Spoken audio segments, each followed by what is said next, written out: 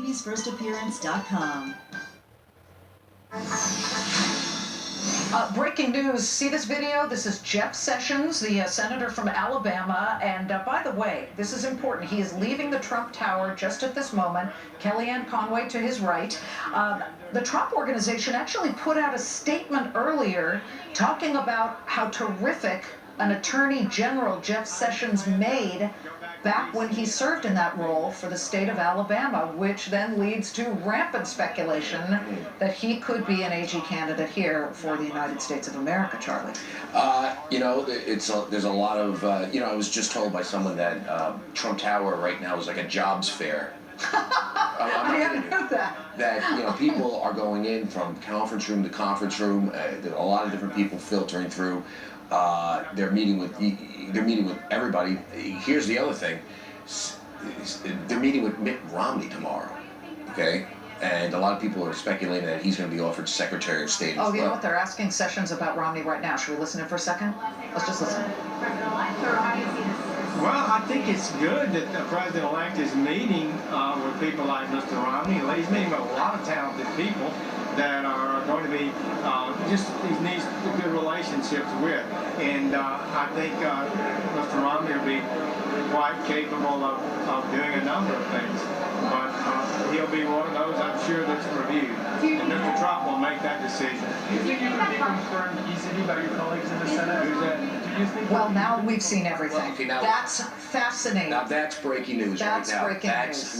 We should point that out. I mean, we should put a banner up that Jeff Sessions just said Romney will be one of those who's reviewed. That means his name is on for a cabinet position, according to Sessions, who is pretty close with Donald Trump. I mean, it's really clear. So there's a lot of people. Like I said, there's a lot of stuff going on. I focus on the economic people. A lot of talk about Wilbur Ross at Commerce. A lot of talk about Jamie Dimon, as we reported yesterday. Right here yesterday. At Treasury. Charlie said not going to happen, Well, most likely. Is what I said, to be real clear. Because when the president calls you and says you got to take it, They always do. then Paul O'Neill did when George Right, W. Bush right. asked him, and he had originally said he didn't. and Hank Paulson, same thing. So if Jamie gets the call, who knows what he's going to say? But he's made it. They keep asking. They clearly want him. He keeps telling them, yeah, I'm not interested, and I'll be an advisor. That's what we reported yesterday, and that's where it stands right now. Now, could it change? Yes, I would say this. The J.P. Morgan people, just so you know, are telling me extremely low probability. But the Goldman Sachs people said that in 2006 when Hank Paulson was being asked. So who's the dark horse? Well, you got Jeb Hensling in there. Steve Mnuchin's still at the top of the list, from what I understand. The dark horse is a guy named Jerry Parsky at Aurora Capital. No one's really heard of this guy, but apparently he's a long-time private equity guy. Worked in the Ford White House, I believe, in budget and in Treasury. He's what? We don't have. He's so old. We don't have a picture of the guy. We should have a picture of him. I was gonna say, not that old. Good-looking guy. Looks great. There he is. He was actually asked by Mike Pence, from what I understand, if he's interested. Mnuchin has still got the lead position. The one issue I keep hearing about Mnuchin is they're worried about the vetting process. I mean, the guy has been a long-time Goldman Sachs partner. Not that there's anything wrong with that.